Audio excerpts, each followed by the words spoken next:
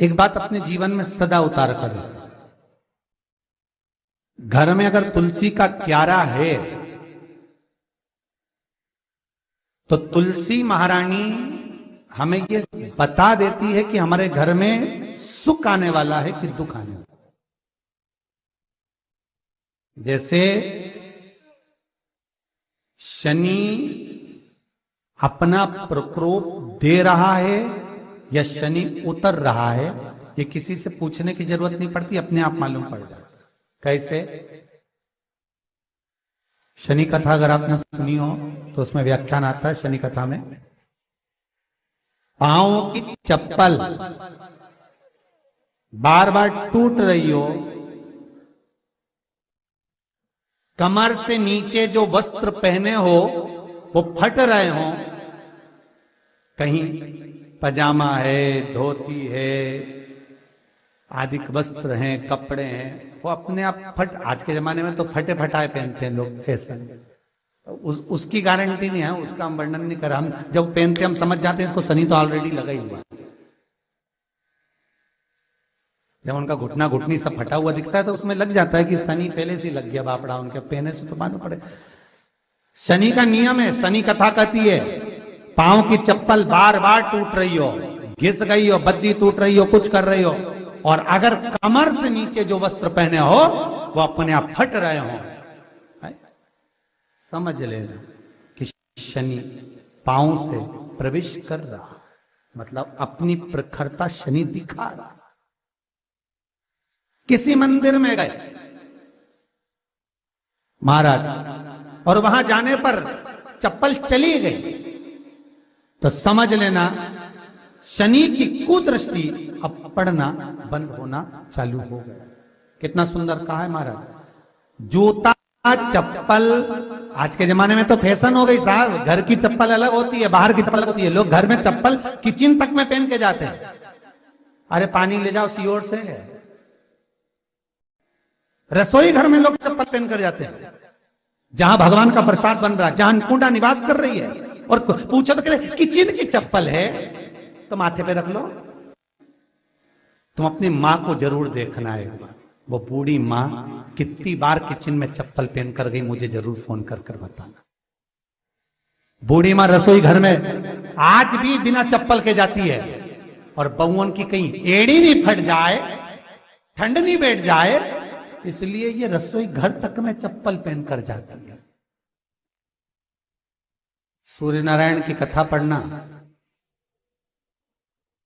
शनि महाराज की कथा पढ़ना, और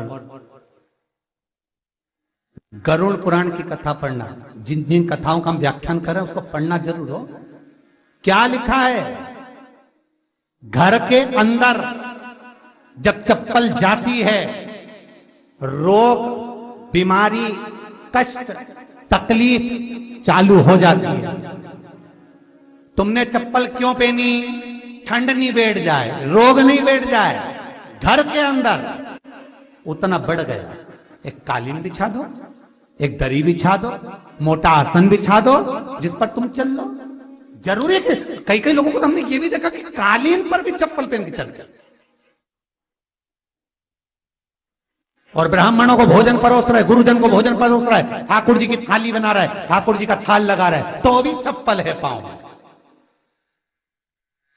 तेरा क्या होगा रे कालिया, क्या होगा? विचार तो करो। देह पड़ी रे जाए यहीं पर, फिर कुंडल और नगीना, क्या हरि नाम नहीं तो जीना। अभी भी सुधर जाओ रे, अभी भी सुधर जाओ, नहीं सुधरो तो सिधर जाओ रे, या तो सुधरो नहीं तो सिद्धरो, थोड़ा सुधरो। रसोई घर में अन्नपूर्णा रहती है, रसोई घर में शिव महापुराण की कथा कहती है जब भगवान शंकर को मां जगत जननी भोजन करा रही थी, शंकर जी ने वर मांगा था अन्नपूर्णा, ए अन्नपूर्णे, तुम मेरे घर के बच्चों का भरण पोषण कर रही है। इस मृत्यु लोक में जितने मनुष्य जन्म लेते हैं ये मेरे पुत्र कहलाते हैं।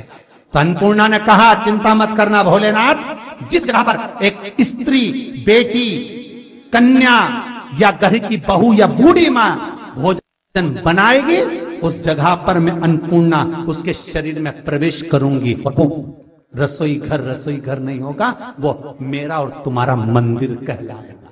अब मंदिर में चप्पल पहनकर भोजन का निर्माण करना ये श्रेष्ठता है। एक आसन पटक लो आप रसोई घर के अंदर, जिस आसन पे खड़े होकर आप भोजन बना लो, मोटा सा आसन रख लो, चप्पल की जरूरत ही नहीं। श्रीमद् भागवत कथा कर रही है, तुलसी का मात्र तो शनि अपनी दृष्टि बता देता है। शास्त्र कहता है जब घर के अंदर प्रवेश करने के, जब आप घर में प्रवेश करें तो कोने में चप्पल को उतार दें। बाहर जगह नहीं है तो घर के अंदर प्रवेश कर कर लेफ्ट में चप्पल को उतार दें, और 7 या 3 कदम के अंदर चप्पल उतर जाना चाहिए घर के अंदर में। और उसके बाद अगर चप्पल अंदर प्रवेश कर रही है तो राहु केतु शनि के साथ प्रवेश करते हैं, जिसके घर में बीमारी कभी पीछा नहीं छोड़ती। शनि कथा, सूर्य की कथा का स्मरण करिए, आपको मालूम है, पहचान हो जाता है। महाराज तुलसी बता देती है कि आपके घर की दशा क्या है। बार बार जल डालने के बाद भी तुलसी सूख रही है, बार बार आप पूजन कर रहे हैं, पाठ कर रहे हैं, तो भी तुलसी के दल सूख रहे हैं। तुलसी बता देगी कि तुम्हारे घर में तकलीफ आने वाली है, कष्ट आने वाला है, सूख रही है। किसी ने जरूर कुछ ना कुछ ऐसा है कि इसमें घर में कुछ तकलीफ आएगी, तुमने लगाया फिर सूखी, फिर लगाया फिर। तुलसा महारानी बता देती है कि कष्ट है। और जिस गमले की तुलसा घेर घमोर हो, फलित तो हो, आनंद में हो, तो उस घर में फिर दुख नहीं आता, समृद्धि खुद बढ़ती चली। जिन शंकर भगवान को आप जल चढ़ाते हो, जिन ठाकुर जी से आप लाड लड़ाते हो, जिन भगवान कृष्ण का आप स्मरण करते हो, राधा रानी का आप नाम जाप करते हो, जिस परमात्मा का आप भजन कर रहे हो, कीर्तन कर रहे हो, नाम जाप कर रहे हो, नाम स्मरण कर रहे हो, उससे तुम्हारा एक संबंध होना चाहिए, एक रिश्तेदारी होना चाहिए। और उससे जब तुम्हारा कोई संबंध रहेगा, उससे जब तुम्हारी कोई रिश्तेदारी रहेगी, तो उस रिश्तेदारी में जैसे ही आपके प्राण छूटे, और छूटते से ही आप जब गए, तो जाते ही आप कहोगे कि कृष्ण से मेरा ये संबंध है, वो मेरा पुत्र, वो मेरा भाई, वो मेरा बेटा, वो मेरा सगा, वो मेरा रिश्तेदार, वो मेरा कुटुंबी, वो मेरा पुत्र। जब कहोगे तो तुरंत प्रवेश हो जाए। महाराज भगवान से संबंध होना चाहिए। कई लोग भगवान को सवेरे से रिझाने बैठते हैं तो भगवान को बनी बनाई बात कहते हैं, ये पाठ कर लो, ये पाठ कर लो, ये पाठ कर लो, ये स्तुति कर लो, सारा बना बनाया। पर तुमने अपने दिल से कौन सी स्तुति गाई? तुमने अपने दिल से कौन सा भगवान को निवेदन करा, कौन सा नमन करा? बस सवेरे उठना है, नहाना है, भगवान के सामने जाना है, भगवान को नहलाना है, कपड़े पहनाना है, अगरबत्ती लगाना है, थोड़ा सा शक्कर का भोग लगाना। इतने सारे देवी देवता, शंकर जी, राम जी, गणेश जी, सारे देवता, और 2 खुरमा लेके आए, 1 बालूशाही लेके आई, 2 मठरी लेकर आ गए, 1 मठरी लेकर आ गए, और भगवान को इतनी सी कटोरी में रख दिया। अब बोले, कई लोगों से पूछा, इतनी सी कटोरी में 1 मठरी, 1 खुरमा, और रोज मठरी खुरमा एक साथ नहीं रखती। वो तो आज दिन मठरी का भोग लगा दिया, कल खुरमे का लगाएगी, परसों गुजिया का, परसों पपड़िया का, क्योंकि डब्बे में भरे भराए रखे, रख दिया। और 1 लड्डू रोज लगा देगी, इतना बड़ा। तो पूछा, इतना सा लड्डू और इतने सारे भगवान कैसे खाते होंगे? तो क्या भाव से। तो हमने कहा, तुम भगवान को क्यों? बहुत दुख है गुरु जी, बहुत